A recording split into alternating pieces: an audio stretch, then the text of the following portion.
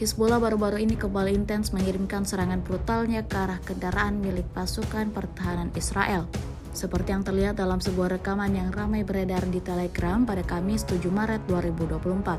Dalam rekaman tersebut menampilkan detik-detik kelompok pejuang melayangkan serangannya ke arah posisi militer Israel.